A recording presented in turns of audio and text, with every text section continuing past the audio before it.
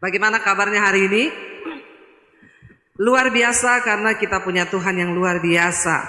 Iya, tema firman Tuhan hari ini masih kita tahu bahwa tema gereja ini visinya adalah membawa keluarga-keluarga yang berkemenangan di dalam Kristus. Dan subtemanya hari ini adalah melatih diri menjadi orang yang sabar. Ya, sabar itu enak atau tidak? Saya mau tanya dulu buat saudara, sabar enak atau tidak? Pulang saja kalau tidak enak. Nggak usah dengar firman, tidak enak gitu ya. Tapi Tuhan suka yang tidak enak itu, amin. Karena yang sulit itu pasti Tuhan, yang mudah itu bukan Tuhan.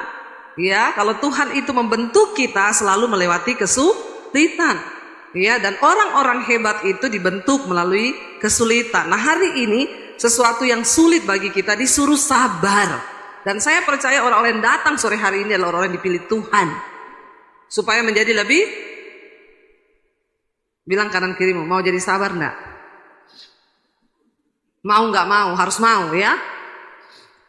Iya, saudara, apa sih itu sabar? Sabar itu ya sebenarnya dari bahasa Arab. Ya, sabar itu dari bahasa Arab loh.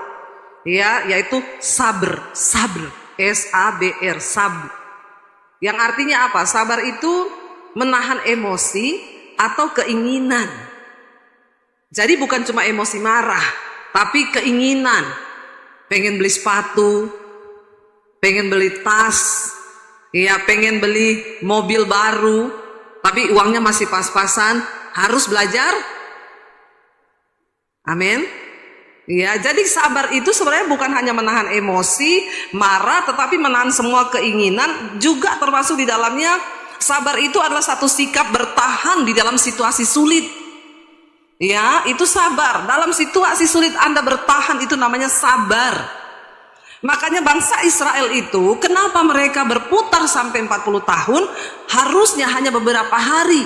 Ya, kalau jalan saudara dari Mesir ke tanah perjanjian di Kanaan itu hanya beberapa hari, menjadi 40 tahun karena justru ketidaksabaran menambah ya waktu, membuang energi karena tidak sabar. Salah satu juga contoh dalam Alkitab seorang yang tidak sabar adalah ketika Abraham mendapat janji bahwa dia akan punya anak. Tapi istrinya Sarah itu tidak sabar. Tuhan sudah berkata kalau Tuhan yang berjanji pasti akan terjadi. Tapi karena Sarah melihat keadaan, suamiku sudah 100 tahun, gak mungkin punya anak. Aku sendiri sudah menopause, mati haid, gak mungkin punya anak. Sarah tidak menunggu janji Tuhan dengan sabar. Harusnya dia bilang kepada suaminya, sabar ya Pak ya. Lucu juga ini Sarah ini, biasanya yang gak sabar tuh laki-laki. Ya, ini Sarah yang tidak sabar. Dia bilang, mungkin kamu mau punya anak, tapi dari pembantu kita, Hagar. Jadi ya sudah, kamu hampiri saja dia, tiduri dia. Yang celakanya Abraham tidak menolak. Namanya kucing dikasih bandeng.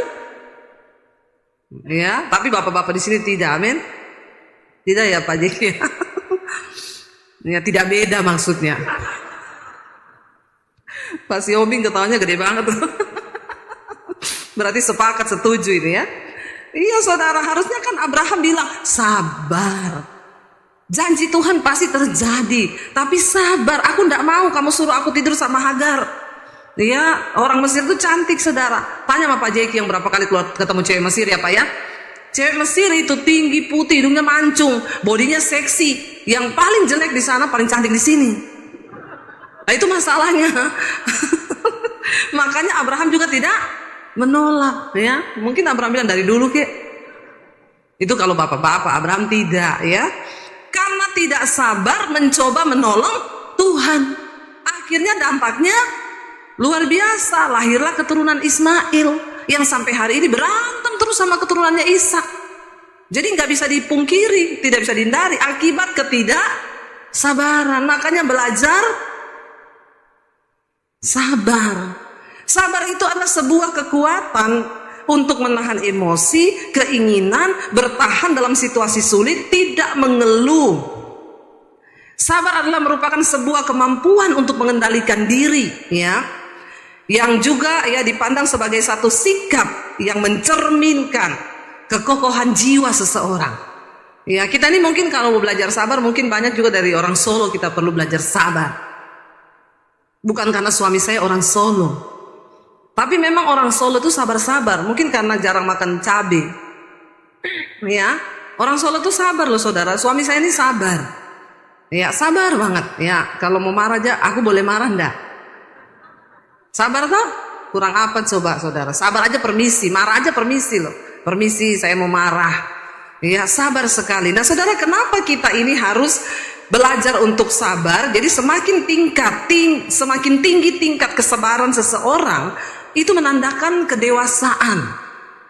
Ya, jadi kita melihat orang itu makin sabar tuh ya makin dewasa. Ya, jadi luar biasa sebenarnya kesabaran ini. Kenapa kita harus punya sikap sabar saudara? Karena Alkitab berkata Allah itu panjang sabar. Kalau Tuhan tidak sabar, saya percaya udah mati semua kita ini. Disuruh bertobat nggak tobat-tobat. Ya, untung Tuhan itu panjang sabar. Makanya di dalam 2 Petrus 3 saudara, ayat yang ke-9 dikatakan begini saudara. Ini bukti kesabaran Tuhan. 2 Petrus pasal yang ketiga ayat yang ke-9, firman Tuhan berkata begini. 2 Petrus 3 ayat 9, Tuhan tidak lalai menepati janjinya, sekalipun ada orang yang menganggapnya sebagai kelalaian. Tetapi ia apa? Sabar terhadap kamu. Ya, dikatakan karena ia menghendaki supaya jangan ada yang binasa, melainkan supaya semua orang berbalik dan bertobat. Tuhan itu nggak pernah lalai. Orang berkata begini, ini ayat sedang membahas tentang kedatangan Tuhan. Ada yang berkata begini, pengejek-pengejek akhir zaman. Buktinya dari dulu juga zaman opa-opa saya dibilang Tuhan mau datang. Sampai hari ini juga Tuhan gak datang-datang. Ayat ini berkata Tuhan tidak lalai menepati janji untuk datang kembali yang kedua kali ke dunia ini. Tetapi sekalipun banyak orang menganggapnya sebagai suatu kelalaian, kenapa Tuhan gak datang-datang sampai sekarang? Dikatakan di sana, tetapi ia apa? Sabar. Kenapa Tuhan belum datang sampai hari ini? Karena ia sabar terhadap kita saudara. Supaya apa? Supaya tidak ada seorang pun yang binasa, melainkan berbalik dan bertobat. Kenapa Tuhan belum datang sampai sekarang? Karena dia masih sabar menunggu orang bertobat. Itu loh saudara, bukti kesabaran Tuhan. Nah kalau Tuhan sabar, berarti kita juga anak-anaknya disuruh sabar, memiliki sifat Allah itu, supaya ketika dia datang kali yang kedua, dia dapati kita serupa dan segambar dengan dia. Sabar. Ya, makanya benar lagu Pantekosta lama berkata, sabar dalam suka dukamu, sabar Tuhan ada sertamu, sabar, sabar. Kalau mau marah nyanyi, sabar, dia berikan kuat padamu, amin. Suami mau macam-macam nyanyi aja, sabar. Ya, sambil menahan emosi. Ya, memang itu harus sabar saudara. Ya, jadi sabar itu adalah sifat kita menahan emosi, amarah, sifat kita menahan keinginan. Ya, banyak orang gak bisa tahan keinginan, akhirnya jatuh di dalam masalah, utang. Karena pengen sesuatu, gak ada duit, gak mau sabar, utang akhirnya. Ya, utang gak bisa bayar, berkelit-kelit-kelit, akhirnya semakin terjepit, terbelit. Hidupnya penuh masalah karena nggak sabar. Ada begitu banyak kesalahan yang terjadi karena nggak sabar. Ya, saudara ingat kisahnya Bani Korah. Korah itu adalah seorang yang memberontak kepada Musa karena dia tidak sabar. Dia bilang, kalau memang Tuhan yang pilih kamu membawa kami keluar dari Mesir, harusnya kami sudah sampai. Mana itu tanah perjanjian? Mana itu Kanaan? Lalu dia berikhtiar untuk menggantikan Musa, dan dia berusaha menjadi pemimpin menggantikan Musa. Dan akhirnya saudara, tanah menelan mereka hidup-hidup, kata firman Tuhan. Hati-hati, kesabaran itu membawa berkat, tetapi orang yang tidak sabar itu pasti akan jatuh. Kita baca dulu ayatnya, Efesus pasal yang keempat, ayat yang ke-1 dan ayat yang kedua. Efesus pasal yang keempat, ayat yang pertama dan ayat yang kedua. Ya, apa yang Rasul Paulus nasihatkan bagi jemaat yang ada di Efesus. Baca bersama 1, 2, 3. Sebab itu aku menasihatkan kamu, aku orang yang dipenjarakan karena Tuhan, supaya hidupmu sebagai orang-orang yang telah dipanggil berpadanan dengan panggilan itu. Ayat yang kedua, Hendaklah kamu selalu rendah hati, lemah lembut dan sabar. Tunjukkanlah kasihmu dalam hal saling membantu. Dikatakan di sana kita harus sabar. Nah, untuk menjadi sabar diperlukan satu sifat yang namanya kerendahan hati. Kita tidak mungkin bisa jadi orang sabar kalau kita tidak rendah hati. Saudara, mari kita belajar terutama dalam rumah tangga hari-hari ini. Jangan tergesa-gesa. Jangan mudah terpancing emosi, tetapi mari kita berdoa menjadi orang yang sabar. Ya, memiliki kerendahan hati, menjadi orang yang sabar di dalam segala hal. Di dalam menghadapi kesulitan, sabar. Ya, ketika orang mengalami kesulitan, efeknya itu pengen marah-marah, pengen menyalahkan orang lain. Tapi Tuhan berkata kita harus belajar sabar. Mari kita lihat bersama saudara Kolose pasal yang ketiga ayat 13 saudara. Ya, apa yang firman Tuhan katakan, Kolose pasal 3 ayat yang ke-13. Baca bersama, 1, 2, 3. Sabarlah kamu seorang terhadap yang lain, dan ampunilah seorang akan yang lain. Apabila yang seorang menaruh dendam terhadap yang lain, sama seperti Tuhan telah mengampuni kamu, kamu perbuatlah juga demikian. Saudara, orang yang sabar itu cenderung memiliki hati yang penuh pengampunan. Kalau kita ini punya kerendahan hati, mau mengampuni, tapi kalau orang tidak mau mengampuni, di dalam hatinya penuh kepahitan, ini semua ada di jiwa saudara. Nah, jiwa manusia ya itu sangat dipengaruhi oleh perasaan. Nah, kalau di dalam jiwa, di hati kita tuh banyak kepahitan, kekecewaan, itu akan mempengaruhi ya seluruh jiwa kita. Orang yang tidak mengampuni itu mudah marah dan pasti juga tidak sabar. Karena itu mari kita cek, jangan sampai di dalam hati kita itu masih banyak benih-benih sakit hati, luka batin yang tidak kita sembuhkan. Ya, itu akan sangat berpengaruh kepada karakter kita ya. Sangat berbahaya ketika seseorang masih ada dendam masa lalu, terluka dengan orang lain. Memang kadang kita tidak menyadari saudara, tapi hal itu akan mempengaruhi karakter kita sehingga banyak sakit dalam jiwa, orang itu akan jadi sakit jiwa. Ya, salah satunya tidak sabar. Karena dalam jiwa ini ada tekanan yang luar biasa. Kenapa banyak perceraian terjadi hari-hari ini saudara? Orang nggak sabar. Ya, saya nggak sabar bu, lihat suami saya kayak begitu.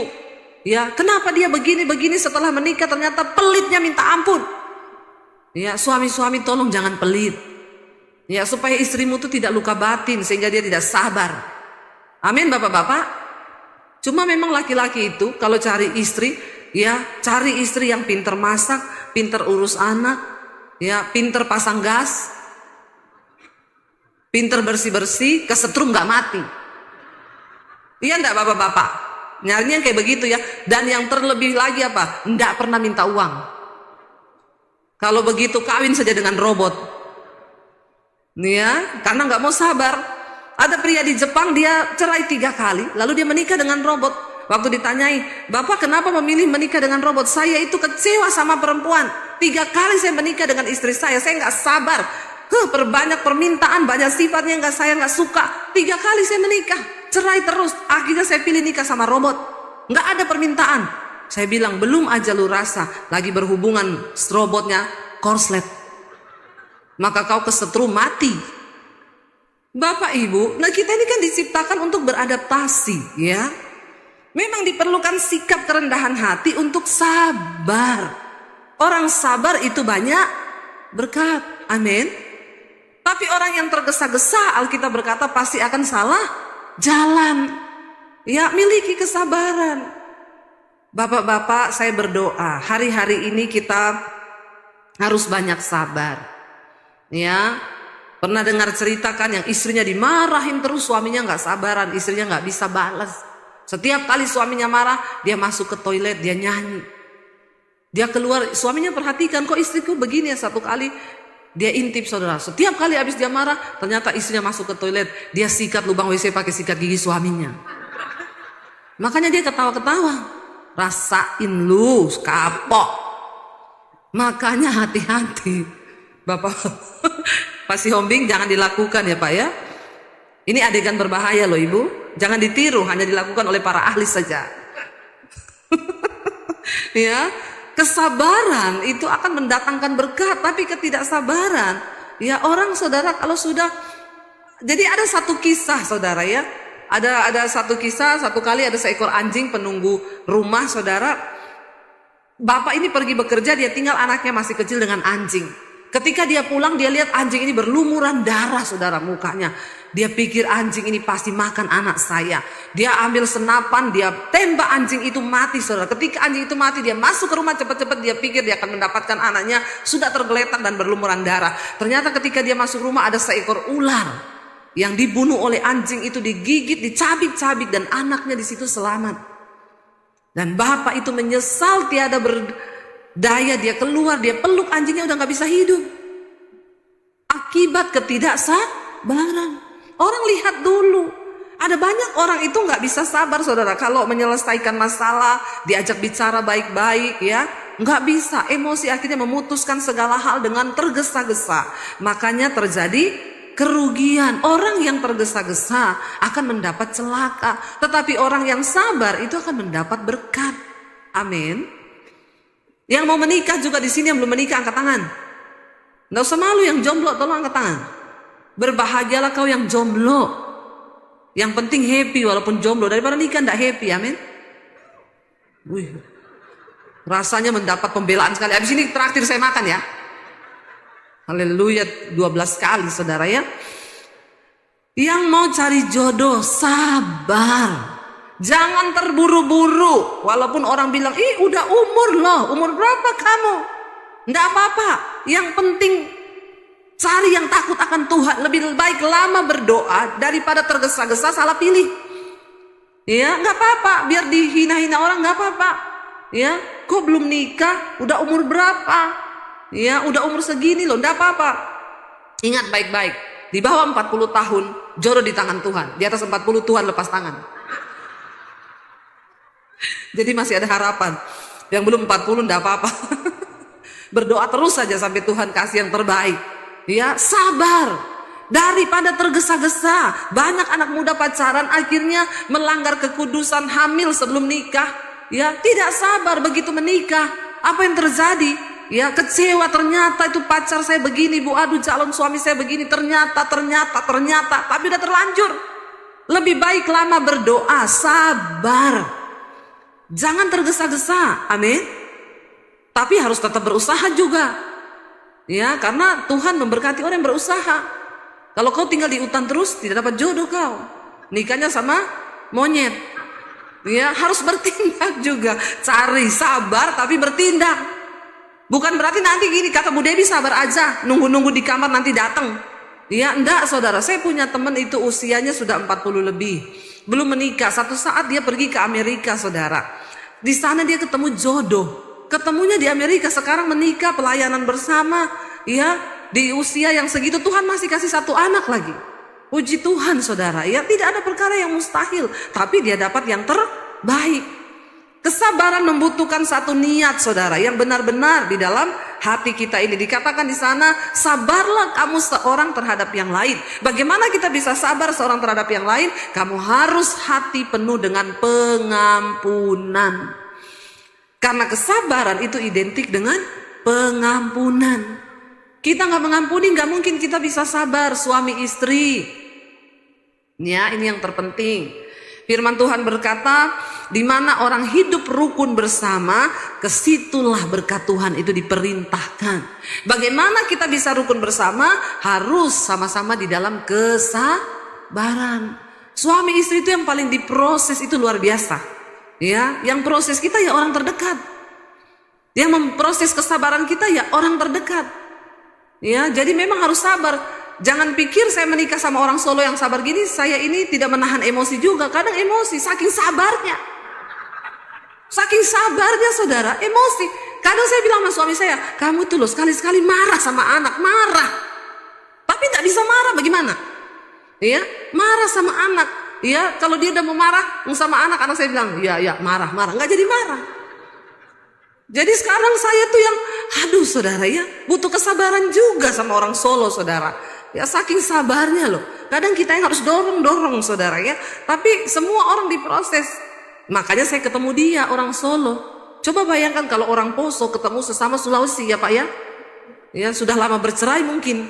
Karena karakternya saudara, makanya ya kita berdoa supaya Tuhan tuh memberikan kita kesabaran. Dikatakan di sini, sabarlah kamu seorang terhadap yang lain dan ampunilah seorang akan yang lain. Saudara, syarat untuk kita bisa bertemu dengan Tuhan masuk surga, jangan ada kepahitan. Seringkali kita ini mau atau tidak diperlakukan tidak baik oleh keluarga, oleh siapapun. Tapi kita harus berdoa melepaskan pengampunan. Tapi Bu, orang itu gak mau sekarang ya menyapa saya. Nggak apa-apa, yang penting hatimu sudah beres. Lepaskan pengampunan, doakan orang itu. Jangan biarkan itu bercokol di hatimu. Mungkin keluarga, ada banyak saya dapati orang konseling. Bu, saya tuh sudah mengampuni Bu, tapi dia itu begini-begini. Nggak apa-apa, terus doakan lepaskan pengampunan. Ya, kita harus menjaga hidup, kita harus menjaga diri supaya kita ini tetap berkenan di hadapan Tuhan. Memang kita akan berhadapan dengan orang-orang bikin kita nggak sabar. Coba kita lihat dalam Lukas pasal 14 ayat yang ke-11 saudara. Diperlukan kerendahan hati, diperlukan saudara ya orang yang mau mengampuni, merendahkan diri supaya kita ini mengalami peninggian dari Tuhan. Baca bersama 1, 2, 3. Sebab barang siapa meninggikan diri, ia akan direndahkan. Dan barang siapa merendahkan diri, ia akan ditinggikan. Orang sabar itu identik dengan orang yang rendah hati. Ya, nggak apa-apa saudara. Ayat ini dengan jelas berkata, siapa meninggikan diri, pasti direndahkan. Tapi siapa merendahkan diri, pasti ditinggikan. Orang yang sabar itu identik dengan kerendahan hati. Dia suka merendahkan diri di hadapan orang. Kita belajar saudara, sifat-sifat Tuhan, kerendahan hati, kesabaran itu adalah sikap di mana kita ini memposisikan diri kita. Ya, mungkin menjadi orang yang ya saya ini tidak sepenting dia, merendahkan diri supaya kita bisa sabar. Ya, menganggap kita ini lebih rendah daripada orang lain. Ya sudahlah, mengalah lah ya. Enggak apa-apa saya mengalah. Walaupun memang mengalah itu bukan berarti salah loh saudara. Mengalah itu adalah sikap seorang pemenang justru. Kita belajar kalau di dalam rumah tangga ya, keributan, pertengkaran. Alkitab berkata kalau ada orang yang rendah hati, enggak mungkin saudara akan ada perceraian. Enggak mungkin akan ada pertikaian. Kalau kita sama-sama rendah hati, pasti rumah tangga bisa terselamatkan. Tapi kenapa banyak perceraian terjadi? Karena ya banyak orang yang gak mau sabar. Selalu maunya pokoknya bertengkar, maunya berantem, keinginan satu tidak terpenuhi. Lalu menuntut suaminya. Banyak terjadi saudara sekarang, istri menuntut suami dengan keinginan-keinginan yang suaminya gak bisa penuhi. Lalu dia telepon saya, gini loh Bu, suami saya itu sekarang gak bisa menafkahi saya. Saya tuh kan pengen begini. Sebagai istri kan saya pengen begini. Saya bilang, hidup ini ada pasang surutnya. Ketika suami diberkati, ya lagi bisa, silakan. Tapi kalau memang suami lagi dalam keadaan tidak diberkati, lah istri harus sabar. Makanya jangan menikah karena melihat materi. Banyak terjadi sekarang. Yang laki-laki hati-hati loh ya. Kalau cari istri, jangan cari yang hanya cantik luarnya. Ya, yang hanya bisa dandan, bisa gaya. Tapi ternyata ketika masuk dalam rumah tangga kecewa. Apalagi kalau kau dalam posisi tidak punya uang. Ya, dia tinggalin. Banyak terjadi sekarang begitu. Makanya jangan sombong. Orang yang rendah hati itu banyak mengalah, banyak sabar. Ditinggikan Tuhan. Tapi orang yang tinggi hati akan direndahkan Tuhan. Hidup ini berputar terus saudara. Ada saatnya kita di atas, ada saatnya di bawah. Makanya istri-istri saya mau bilang, sabar. Ketika suamimu diberkati, puji Tuhan. Waktu keadaan pekerjaan mungkin sedang tidak baik, sabar. Istri berdoa bagi suami, amin. Supaya engkau diberkati Tuhan. Banyak kekacauan terjadi dalam kehidupan orang Kristen. Perceraian, pertikaian, permusuhan. Karena orang-orang tidak sabar. Ya, jadi hari ini saya berdoa. Kenapa kita harus sabar? Karena Tuhan kita panjang sabar. Jadi kita harus menjadi serupa dan segambar seperti Kristus. Sampai hari ini Tuhan belum datang karena kesabarannya. Dia pengen semua orang berbalik dan bertobat. Coba kalau Tuhan saudara tidak sabar, kita pasti tidak akan menerima pengampunan. Karena itu mari kita belajar hari ini, supaya kita juga berkenan kepada Tuhan, kita belajar sabar. Saling mengingatkan suami istri, ya. Bilang, coba yang datang suami istri, kita saling ingatkan, sabar ya say. Lihat istrinya, jangan lihat istri orang. Lihat suaminya, jangan lihat suami orang. Ya, sabar ya say, kita mau dibentuk. Ayo, orang yang sabar diberkati Tuhan. Orang yang sabar akan melihat kemuliaan Tuhan. Tapi orang yang cepat marah, cepat bertindak, tidak sabar, pasti engkau salah langkah. Di dalam memutuskan segala perkara, suami istri nomor satu, engkau harus bersepakat. Jangan ambil keputusan sendiri. Dengar baik-baik, bapak-bapak di dalam memutuskan bisnis, engkau tanya kepada istrimu, berdoa bersama, bergandeng tangan. Alkitab berkata Tuhan memberkati orang yang bersehati sepakat. Jangan anggap istrimu gak tahu apa-apa. Istri adalah tiang doa bagi keluarga. Sebaliknya istri, tunduk kepada suami. Sama-sama kita putuskan. Saya ini sudah mengalami saudara. Dulu dalam hal memutuskan apa-apa itu, pokoknya saya apa yang saya mau, saya putuskan. Saya nggak pernah dengar suami. Ya berapa kali dulu rugi terus nggak ada hasil apa-apa. Tapi saya belajar, ya apapun sekarang saya tanya gimana, kamu oke, ya udah kita melangkah. Dan saya melihat Tuhan memberkati. Tapi kalau kita memutuskan sendiri, tidak sabar, apalagi mendatangkan perpecahan, tidak akan diberkati Tuhan. Tuhan sudah memberikan tips bagaimana kita ini diberkati Tuhan. Sabar, rendah hati, bertobat, hidup dalam kekudusan. Jalani aja, tidak usah neko-neko. Hidup ini ikuti aja firman Tuhan. Amin. Firman Tuhan ini penuntun hidup manusia. Tuhan maha tahu, memang kita sok tahu. Makanya dengar baik-baik firman Tuhan. Jangan sok tahu. Orang sok tahu itu gak mungkin sabar.